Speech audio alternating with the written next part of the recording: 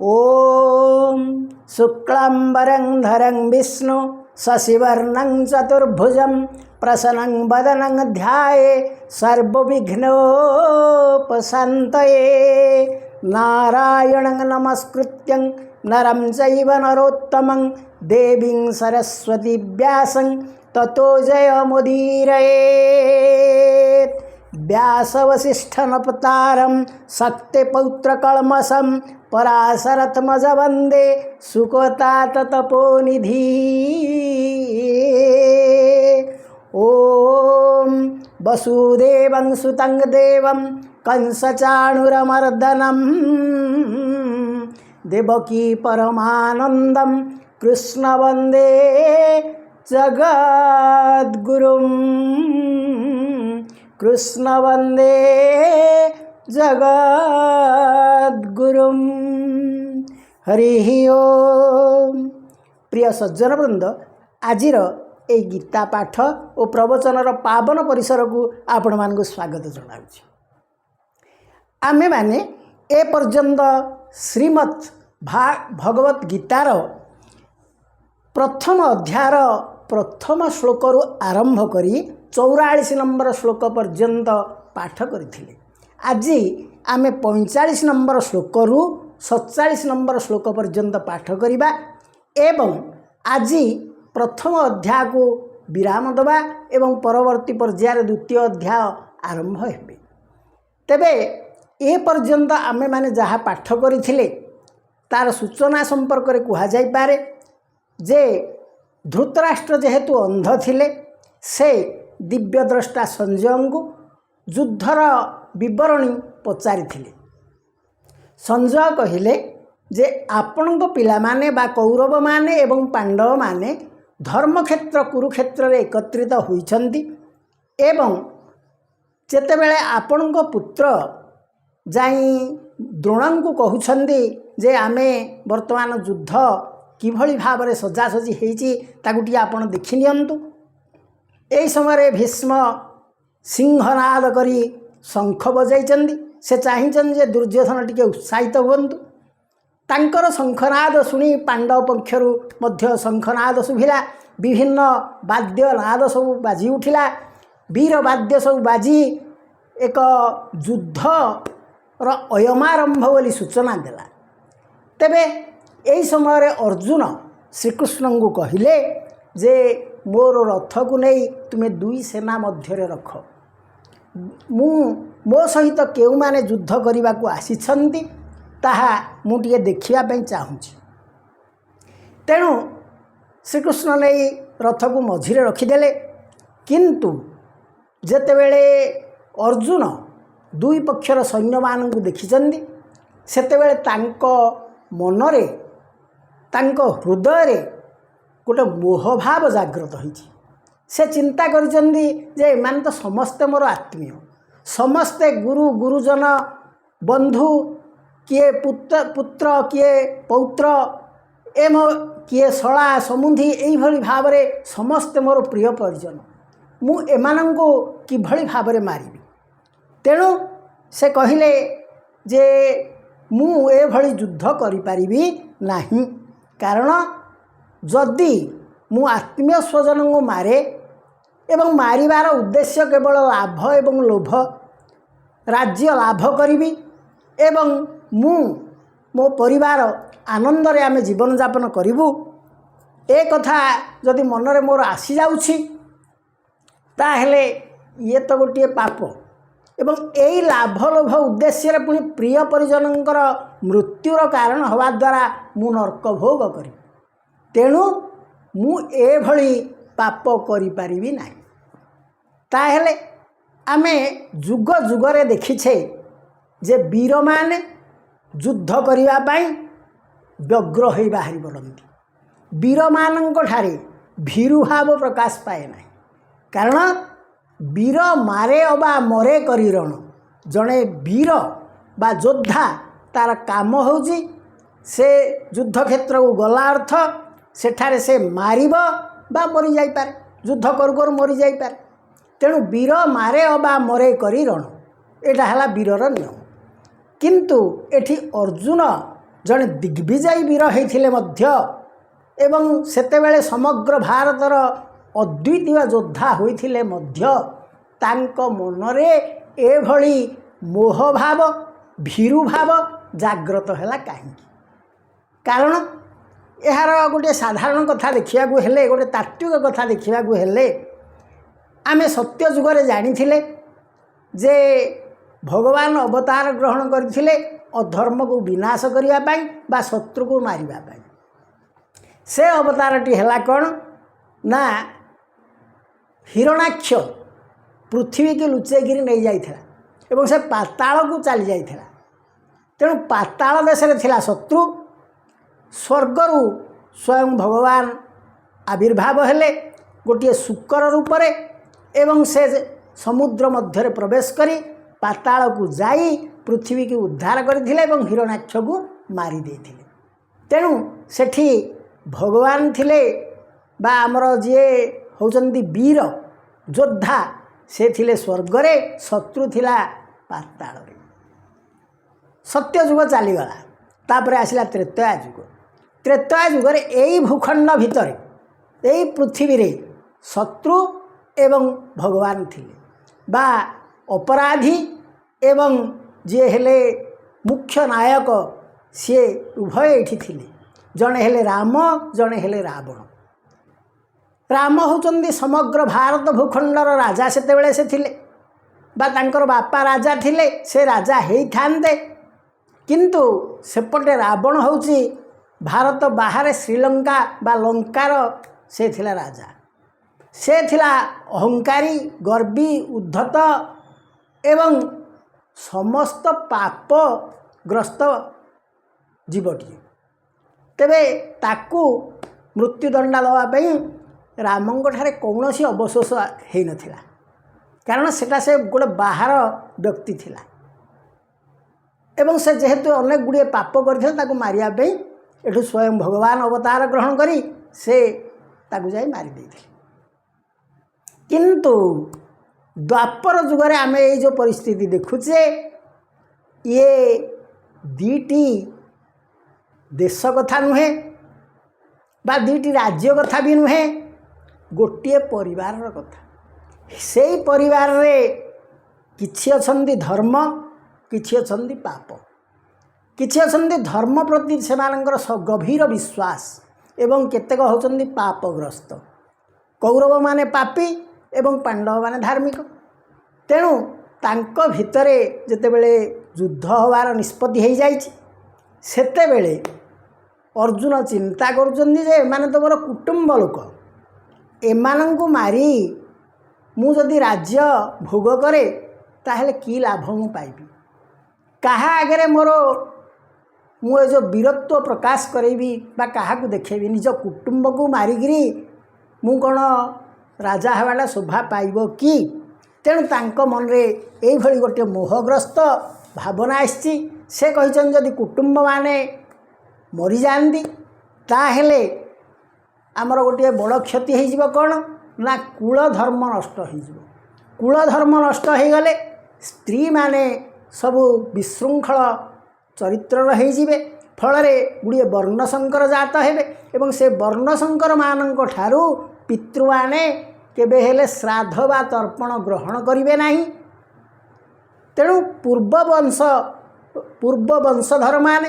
परवर्ती वंशधर माने समस्ते नरकगामी हेबे तेणु एभली भावना नहीं अर्जुन व्यतिव्यस्त हो जाउचंती तेबे अर्जुन कौन कहिचंती 45 नंबर श्लोक रु 47 नंबर श्लोक पर्यंत अहोवत महाथ पापम कर्तुम व्यवसिता वयम जद्राज्य सुखलोभेन हंतो स्वजन मुद्यता जदि मां प्रतिकारम शस्त्र शस्त्र पाणयः धार्तराष्ट्रारणे हन्यो स्तन्ये स्तन्मेक्षम तरम भवेत् एवं संजय उवाच एवं उक्त्वा अर्जुन सख्यै रथोपस्थ उपविशत् विसृज्यं ससरं चापं शोकसविघ्नमानस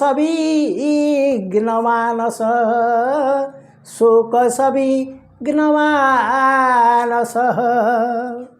तेबे यही जो तीनोटी श्लोक आम पाठ कले तार सरल भावार्थ है अर्जुन कहले हाय कि दुखर कथा आमे माने बुद्धिमान हेई बुद्धिहीन कौरवंक भली आमे सामान्य राज्य और सुख प्राप्ति पाई आमर निजर आत्मीय स्वजन को मारिया को जाऊँ जदि तेणु एभली युद्ध हब मु एभली युद्धरे अंशग्रहण करी ना मु शर त्याग करदे एवं जदि मोर शर त्याग कथा देखी धनुर्बाण त्याग करने कथा देखी बा समस्त अस्त्रशस्त्र को त्याग करिथिबा कथा देखी जदि कौरव माने मते आसी मारी दियंती ताहेले मोर मध्य एथिपई दुख बा अनुशोचना नहीं कारण ताहा मो पे मंगलकर हब।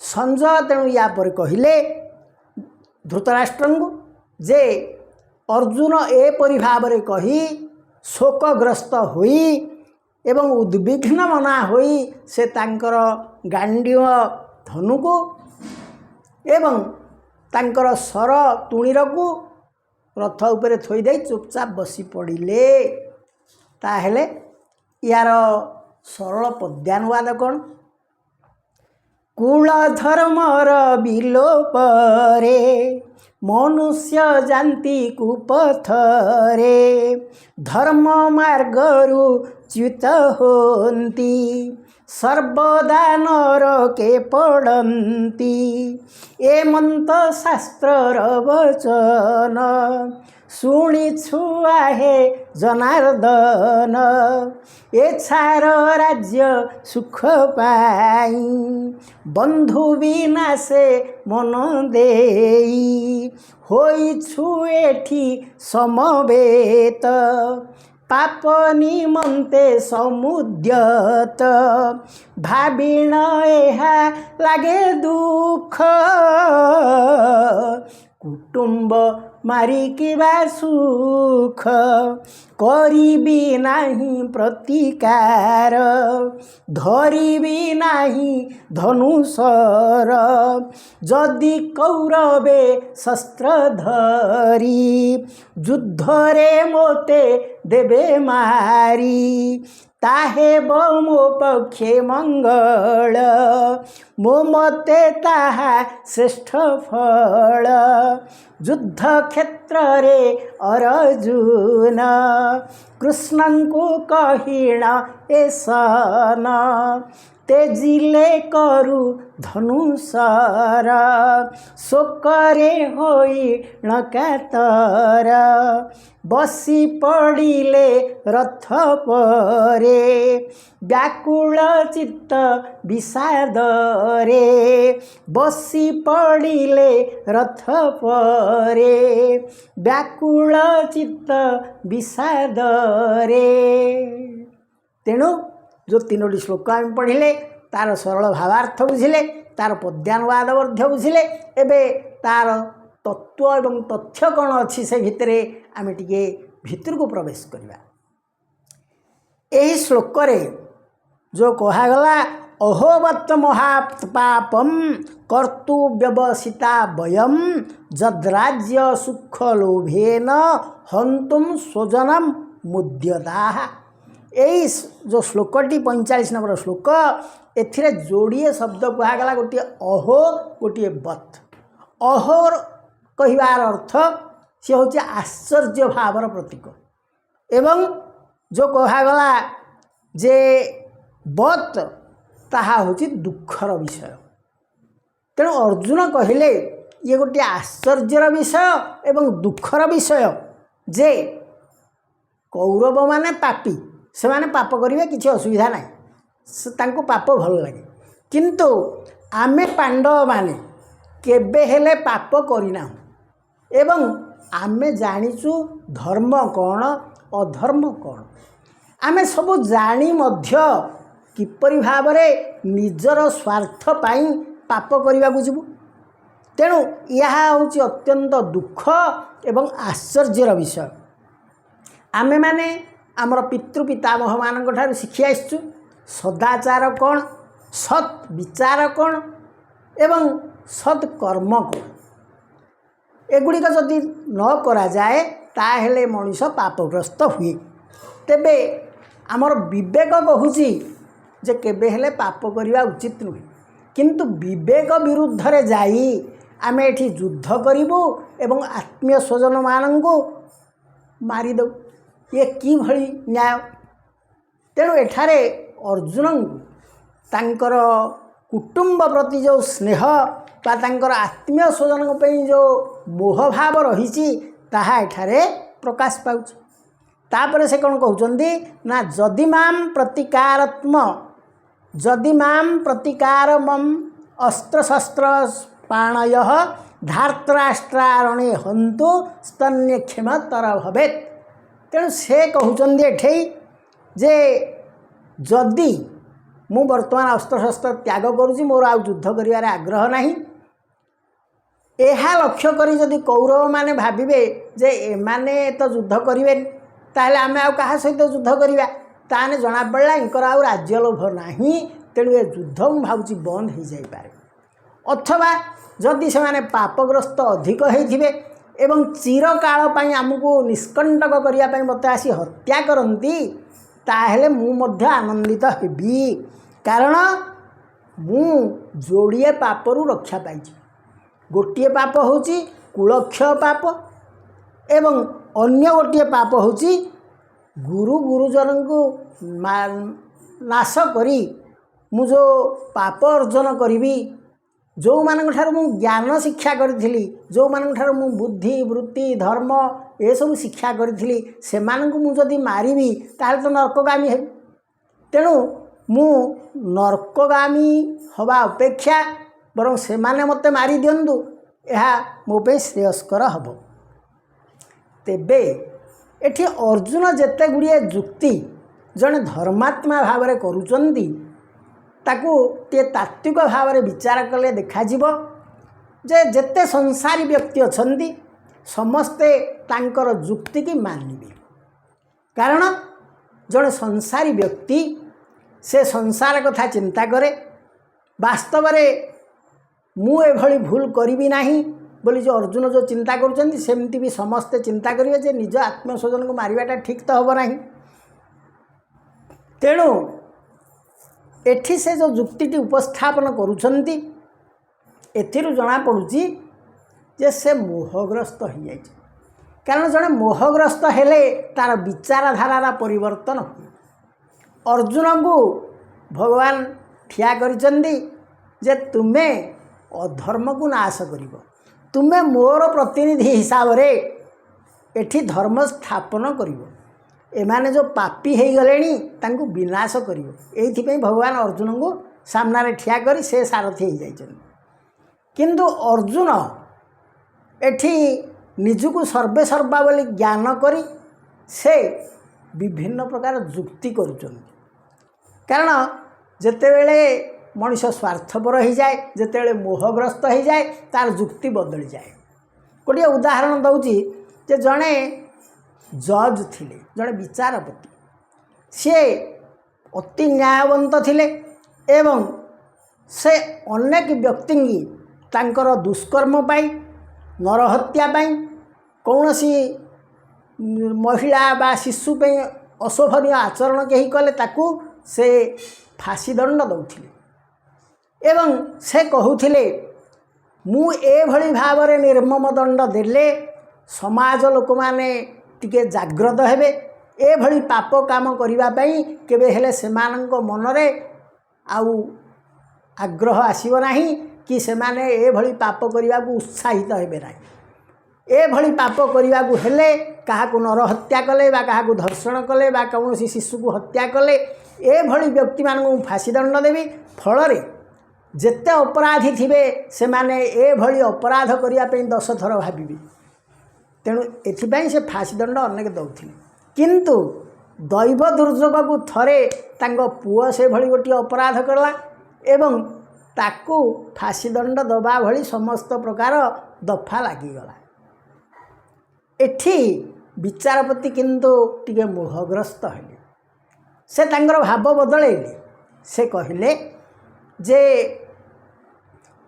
ଯଦି ଆମେ ଅପରାଧୀକୁ ତାର ଅପରାଧ ପାଇଁ ସାଙ୍ଗେ ସାଙ୍ଗେ ଫାଶୀ ଦଣ୍ଡ ଦେଇଦେବା, ତାହେଲେ ଅପରାଧୀ ଜୀବନରେ ଆଉ ଶିଖିବ କ'ଣ? ପରବର୍ତ୍ତୀ ଜନ୍ମରେ ମଧ୍ୟ ସେ ସେଇ ଅପରାଧୀଟିଏ ହେଇ ଜନ୍ମ ହେବ। କିନ୍ତୁ ଯଦି ଅପରାଧୀକି ସୁଧାରିବା ପାଇଁ ଆମେ କିଛି ସମୟ ଦେବା, ଦେଖିବା ଯେ ସେ ପରିବର୍ତ୍ତନ ହେଉଛି କି ନାହିଁ, ସେ ନିଶ୍ଚିତ ଭାବରେ କିଛି ଶିକ୍ଷା ଲାଭ କରିବ। କାରଣ ଆମେ ଜାଣିଛେ ସମସ୍ତେ ଟୁ ଏର୍ ଇଜ୍ ହ୍ୟୁମ୍ୟାନ୍, ଭୁଲ କରିବା ମଣିଷର ସ୍ୱାଭାବିକ ବା ଗୋଟିଏ ତା'ର ସ୍ୱଭାବ। ତେଣୁ ଯିଏ ଗୋଟିଏ କାମ କରେ ସେ ଭୁଲ କରିଦିଏ। ତେଣୁ ହୁଏତ କେତେବେଳେ ସେ ମାନସିକ ଦୁଶ୍ଚିନ୍ତାରେ ବା ତା'ର ମାନସିକରେ ତା'ର ମନରେ କୌଣସି ଗୋଟେ ଝଡ଼ଝଞ୍ଜା ଭଳିଆ ସୃଷ୍ଟି ହୋଇଯାଇଛି, ଯାହାଦ୍ୱାରା ସେ ଭଳି ଗୋଟେ ଅପରାଧ କରିଦେଇଛି। କିନ୍ତୁ ସବୁବେଳେ ତ ତା'ର ଅପରାଧ ଭାବ ଆସିବ ନାହିଁ। ତେଣୁ ତାକୁ ସୁଧାରିବା ପାଇଁ ଆମେ ସୁଯୋଗ ଟିକେ ଦେବା। ଯଦି ପରବର୍ତ୍ତୀ ପର୍ଯ୍ୟାୟରେ ଅବଶ୍ୟ ଦଣ୍ଡ ଦେବା, କିନ୍ତୁ ଏମିତି ଫାଶୀ ଦଣ୍ଡ ନ ଦେଇ ତାକୁ ଛମାସ ଜେଲ୍ ଦଣ୍ଡ କି ବର୍ଷେ ଜେଲ୍ ଦଣ୍ଡ ଦେଇଦେବା। ତା ଭିତରେ ତା'ର ପରିବର୍ତ୍ତନ ଯଦି ଆମେ ଲକ୍ଷ୍ୟ କଲେ, ତାକୁ ସମାଜକୁ ଛାଡ଼ିଦେବା ଏବଂ ସମାଜରେ ତାକୁ ଲକ୍ଷ୍ୟ କରିବା ଯଦି ସେ ପୁନର୍ବାର ସେଭଳି ଅପରାଧ କରେ, ତାକୁ ହୁଏତ ଫାଶୀ ଦଣ୍ଡ ଦେବା ବା ଯେକୌଣସି କଠିନ ଦଣ୍ଡ ଦେବା। କିନ୍ତୁ ତାକୁ ଥରେ ନିଜକୁ ସଂଶୋଧନ କରିବାର ସୁଯୋଗ ଦେବା ଦରକାର। ଏଭଳି ଭାବରେ ବିଚାରପତି କହି ତାଙ୍କର ପୁତ୍ରକୁ ବଞ୍ଚେଇ ଦେବା ପାଇଁ ଚେଷ୍ଟା କଲେ। ତେଣୁ ଇଏ ଯେଭଳି ଭାବରେ କାମ କଲେ, ଅର୍ଜୁନ ସେହିପରି ଭାବରେ ସେ ଯୁଦ୍ଧ କରିବେ ନାହିଁ ବୋଲି ଚିନ୍ତା କଲେ। କିନ୍ତୁ ଏଠି ଭାବିବାର କଥା ଯେ ଏହା ମଧ୍ୟ ଅର୍ଜୁନଙ୍କର ଅଭିମାନ ବୁଝାଉଛି ଯେ ସତେ ଯେମିତି ସେ ହେଉଛନ୍ତି ସର୍ବେ ସର୍ବା, ସେ ଯୁଦ୍ଧ ନ କଲେ ଯେମିତି ସତେ ଯୁଦ୍ଧ ହେବ ନାହିଁ। କିନ୍ତୁ ସେଠି ସେ ବିଚାର କରିବାର ଥିଲା ଯେ ଯୁଧିଷ୍ଠିର ମାଙ୍କ ଆଗରେ ଶପଥ କରିଛନ୍ତି ଯେ ଶ୍ରୀକୃଷ୍ଣଙ୍କର ଅପମାନ ଏବଂ ଦ୍ରୌପଦୀଙ୍କ ଅପମାନ ହେତୁ ସେ ନିଶ୍ଚିତ ଭାବରେ ଯୁଦ୍ଧ ଆରମ୍ଭ କରିବେ ଏବଂ କୌରବମାନଙ୍କୁ ସେ ଦଣ୍ଡ ଦେବେ। ତେଣୁ ଅର୍ଜୁନ ନାହିଁ କଲେ ମଧ୍ୟ ଯୁଧିଷ୍ଠିର କରିଥାନ୍ତେ, କାରଣ ସେ ସତ୍ୟସନ୍ଧ। ଦ୍ୱିତୀୟ କଥା ହେଉଛି ଧର୍ମର ଯାହା କହିଛନ୍ତି, ଯାହା ଶପଥ କରିଛନ୍ତି ନିଶ୍ଚିତ ଭାବରେ ମାନିବେ, ଯେହେତୁ ସେ ହେଉଛନ୍ତି ଧର୍ମରାଜ। ଦ୍ୱିତୀୟ କଥା, ଭୀମ ତ ଶପଥ କରିଛନ୍ତି ଦୁର୍ଯ୍ୟୋଧନଙ୍କର ଉରୁଭଙ୍ଗ କରିବେ ଏବଂ ଦୁଃଶାସନର ହାତକୁ ଉପାଡ଼ି ତା'ର ଯେଉଁ ରକ୍ତରେ ଦ୍ରୌପଦୀଙ୍କର ଚୁଟି କେଶକୁ ଧୋଇଦେବେ ବୋଲି ସେ ତ ଶପଥ କରିଛନ୍ତି। ସେ କେବେ ହେଲେ ଯୁଦ୍ଧରୁ ବିରତ ହେବେ କି? ତୃତୀୟ କଥା, ଦ୍ରୌପଦୀ ମଧ୍ୟ କହିଲେ ଯଦି ପାଣ୍ଡବମାନେ କ୍ଳୀବ ହୋଇଥିବେ, ଯୁଦ୍ଧ ଯଦି ନ କରିବେ ବା ତାଙ୍କ ଧର୍ମକୁ ଯଦି ସେ ଜାବୁଡ଼ି ଧରି ତାଙ୍କ ଭାଇମାନଙ୍କ ବିରୁଦ୍ଧରେ ଯୁଦ୍ଧ କରିବେ ନାହିଁ, ତାହେଲେ ମୁଁ ମୋର ବାପା ଭାଇମାନଙ୍କୁ ଆଣି କୌରବଙ୍କ ବିରୁଦ୍ଧରେ ଯୁଦ୍ଧ କରିବି। ତେଣୁ ସେ ମଧ୍ୟ ଶପଥ କରିଥିଲେ। ତେଣୁ ଯୁଦ୍ଧ ହେବା କଥା ହେବ। ତୃତୀୟ କଥା ବା ଚତୁର୍ଥ କଥା ଆଡ଼କୁ ଆମେ ଆସିଲେ ଯେ ସହଦେବ ଶପଥ କରିଥିଲେ ଏଇ ଯେଉଁ ଶକୁନି ମାମା ଇଏ ତାଙ୍କର ଯେଉଁ ଚକ୍ରାନ୍ତ କରୁଛନ୍ତି ଏବଂ ସବୁବେଳେ ଆମକୁ ବିପଦରେ ପକାଉଛନ୍ତି, ତାଙ୍କୁ ନିଶ୍ଚିତ ଭାବରେ ମୁଁ ମାରିବି, ତାଙ୍କୁ ହତ୍ୟା କରିବି। ତାଙ୍କର ବି ଶପଥ ଥିଲା। ତେଣୁ ଏହିପରି ଭାବରେ ତାପରେ ଶ୍ରୀକୃଷ୍ଣ ତ ସ୍ୱୟଂ ଭଗବାନ, ସେ ତ ଧର୍ମ ସଂସ୍ଥାପନା କରିବାକୁ ଆସିଛନ୍ତି। ତେଣୁ ଯୁଦ୍ଧ ତ ଅବଶ୍ୟମ୍ଭାବୀ। ତେବେ ଯାହା ଭବିତବ୍ୟ ହେବ, ଯାହା ଭବିଷ୍ୟତରେ ଘଟିବ, ସେ କଥା ଭଗବାନ ଜାଣନ୍ତି ଏବଂ ସେ ତିଆରି କରିଦେଇଥାନ୍ତି। ତେଣୁ ତାକୁ କ'ଣ ଅର୍ଜୁନ ରୋକିପାରିଥାନ୍ତେ କି? କିନ୍ତୁ ମୁଁ ଯୁଦ୍ଧ କରିବି ନାହିଁ, ଏଭଳି ଯେଉଁ ଭାବନା ତାଙ୍କ ମନରେ ସୃଷ୍ଟି ହେଲା, ତାହା ତାଙ୍କର ଅଭିମାନ, ମୋହ ଏବଂ ଦୁର୍ବଳତାକୁ ସୂଚେଇ ଦେଉଛି। କାହିଁକି ନା ଯାହା ଭବିଷ୍ୟତରେ ଘଟିବ ତାକୁ କିଏ ଛେକି ପାରିବ କି?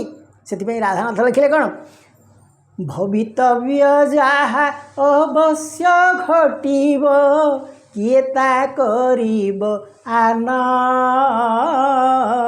କିଏ ଅବା ସେହି ଜ୍ୟୋତିଶ୍ଚକ୍ର ରେଖା ରୋଧିବାକୁ ବଳବାନ। ତେଣୁ ଭବିତବ୍ୟ ଯାହା ତାହା ଅବଶ୍ୟ ଘଟିବ, ତାକୁ କିଏ ଛେକି ଦେଇପାରିବ? ତେବେ ଯେହେତୁ ଅର୍ଜୁନ ଶ୍ରୀକୃଷ୍ଣଙ୍କର ସଖା ଥିଲେ ଶ୍ରୀକୃଷ୍ଣ ତାଙ୍କର ପ୍ରତ୍ୟେକ କଥାକୁ ଧୈର୍ଯ୍ୟର ସହିତ ଶୁଣି ଚାଲିଥିଲେ। ଶ୍ରୀକୃଷ୍ଣଙ୍କୁ ଅର୍ଜୁନ ଶୁଣେଇ ଦେଲେ ଯେ ସେ ଯୁଦ୍ଧ କଲେ ଇହଲୋକରେ କୁଟୁମ୍ବ ନାଶ କରିବେ, ସେ ପାପ ଭୋଗ କରିବେ ଏବଂ ପରଲୋକରେ ସେ ନରକବାସ କରିବେ। ତେଣୁ ଶୋକ ସନ୍ତପ୍ତ ଚିତ୍ତରେ ଅର୍ଜୁନ ଧନୁଷର ତ୍ୟାଗ କରି ରଥ ଉପରେ ବସିଗଲେ। ତେବେ ଏଠି ସଞ୍ଜୟ କହିଲେ ଏବମୁକ୍ତ୍ୱା ଅର୍ଜୁନ ସଖେ ରଥସ୍ପସ୍ଥ ଉପବିଶତ୍। ସଞ୍ଜୟ ଉବାଚ ଏବମୁକ୍ତ୍ୱା ଅର୍ଜୁନ ସଖ୍ୟೋ ରଥପସ୍ଥ ଉପବିଶତ୍ ବିସୃଜ୍ୟଂ ସଶରଂ ଚାପଂ ଶୋକସବିଘ୍ନମାନସଃ। ତେଣୁ ଏହିପରି ଭାବରେ ଶୋକଗ୍ରସ୍ତ ହେଇ ଅର୍ଜୁନ ଧନୁଷର ତ୍ୟାଗ କରି ରଥ ଉପରେ ବସିଗଲେ। ତାହେଲେ ଏଇ ଜାଗାରେ ଆମର ପ୍ରଥମ ଅଧ୍ୟାୟ ସରିଯାଉଛନ୍ତି ଏବଂ କ'ଣ କୁହାହେଉଛି ଶେଷରେ ଓମ୍ ତତ୍ସତ୍ ଇତି ଶ୍ରୀମଦ୍ଭଗବତ ଗୀତାସୁ ଉପନିଷତ୍ସୁ ବ୍ରହ୍ମ ବିଦ୍ୟାୟାଂ ଯୋଗଶାସ୍ତ୍ରେ ଶ୍ରୀକୃଷ୍ଣ ଅର୍ଜୁନ ସମ୍ବାଦେ ଅର୍ଜୁନ ବିଷାଦ ଯୋଗେ ନାମ ପ୍ରଥମ ଅଧ୍ୟାୟ।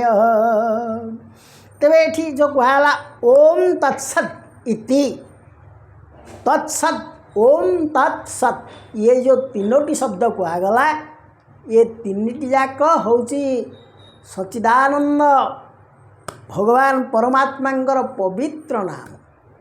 यह उच्चारण करी व्यासदेव रचनार समस्त साफल्य कथा चिंता करिचंदी एवं से भगवान का नाटी शेषे नहीं। श्रीमत अर्थ होची सर्वशोभा संपन्न। ओम तत्सत मिति श्रीमद भगवत गीता। तेणु से एठारे कहते श्रीमद भगवत गीता। ए गीता होचंदी श्रीमत अर्थात श्रीमंत। श्रीमंत अर्थ तार अर्थ होची एथिरे समस्त ऐश्वर्य अच्छी, समस्त धर्म कथा अच्छी, जस अच्छी, श्री अच्छी, ज्ञान अच्छी एवं वैराग्य मध्य रही। तेणु से ये जो भगवत गीता सी होचंदी कौन सु उपनिषत्सु, ये मध्य गोटे उपनिषद सदृश। कारण वेद को जिते भाग भाग कराई उपनिषद सब कराई। तेणु ये वेदर गोटे अंश भाव मध्य व्यासदेव कहते। तापर से कौन कहते ब्रह्म विद्यायाम ओम तत्सदिति श्रीमद्भगवत गीता सुपनिषत्सु, सुपनिषद बोली कहले एवं ब्रह्म विद्यायाम, एक ब्रह्म विद्या बोली कहले। कहीं कहले ना ए ग्रंथटी समस्त प्राणींकर कल्याणकारी। आमे जदि गीताटी को प्रत्यह पाठ करिबा ता भितरु एभली रस आमे पाई परिबा जहाँ प्रकृत रे द्वितीय अध्याय परठू रहिचंदी एवं प्रति पदरे प्रतिटी श्लोक रे आम जीवन रे शिखिबार अनेक किछि रहिछि। तेणु से कहले ये होचंदी मध्य ब्रह्मशास्त्र, ब्रह्म विद्यायां शास्त्र, ब्रह्म विद्या ये बोली कहली। तापर कौन कहले ना जोग शास्त्र, ये गोटे जोग शास्त्र। कारण ये विभिन्न प्रकार जोग कथा कह जाए। ज्ञान जोग, वैराग्य जोग इत्यादि इत्यादि अनेक जोग कथा सब कह दिखाई जहाँ आपण मैंने सब जानी। एवं भगवत गीता एभली गोटे ग्रंथ जहाँ को जोगशास्त्र बोली कहुच्छी। कारण प्रतिटी अध्याय गोटे गोटे जोग। ये जो प्रथम अध्याय को कहगला कौन ना अर्जुन विषाद जोग। एठी अर्जुन मनरे जो विषाद सृष्टि होती ताहाकु भांगिबा पाई भगवान द्वितीय अध्याय ठारू शेष अध्याय पर्यंत से 18टी जाक अध्याय से वर्णना कर बुझेबार लगी। तेणु प्रथम अध्यायटी केवल विषाद कथा अर्जुन प्रकाश कर। तेणु यहाँ हूँ श्रीकृष्ण अर्जुन संवाद से कौन कहले ओम सत्तत्सती श्रीमद्भागवत गीता सुपनिषत्सु ब्रह्म विद्यायां योग शास्त्रे श्रीकृष्ण अर्जुन संवाद अर्जुन विषाद योग नाम प्रथम अध्याय। तेणु प्रथम अध्याय ना हूँ अर्जुन विषाद योग। ये अर्जुनंर विषाद कथा आम जानिले एवं ये हूँ श्रीकृष्ण और अर्जुनंर संवाद। यही दुई जन कथोपकथन रे गीता आगे चलती। तेणु प्रिय सज्जन वृंद आमे माने द्वितीय अध्याय ठार टिके स्थिर मनरे पवित्र मनरे टे गीता को बुझावा चेष्टा करिबा। कहीं ना श्रीकृष्ण तो जड़े हुए तो कहे श्रीकृष्ण अर्जुन गीता कही आमर ए कौन अच्छे ना आमे होचे प्रत्येक गोटे गोटे अर्जुन। आमे टिके मोहग्रस्त हो जाऊे आमे टिके भूल बाटर चली जाए चेष्टा करुचे आबा भूल बाटटा आमको भल लगुच आम ज्ञान कहूँ ना भूल बाटटा ठीक किंतु स्वयं भगवान अर्जुन को ठीक बाट देखिले तांको मन में विभिन्न प्रकार ज्ञान जोग सब सृष्टि कले। तेणु आमे माने टिके यहाँ को अध्ययन करी निजको निजे अर्जुन बोली भावी ठीक बाटर चलने भगवान उपदेश पाइबा। आम मनरे जो मन आ विवेक उभय अछंती मनटी हूँ अर्जुन ये भूल भाल करने चाहूँगी विवेक होती श्रीकृष्ण सी ताकू संशोधन करने चेष्टा करुँच। तेणु आमे जदि गीता को प्रत्यह अध्ययन करवा ताहेले श्रीकृष्ण अर्जुन संवाद माध्यम आमे निजको सुधारी नवा आम मनर चित्तचांचल्य को दूर कर। तेणु आज आमर ये प्रथम अध्याय को ये विराम देवा। जय जगन्नाथ जय श्री कृष्ण। ओम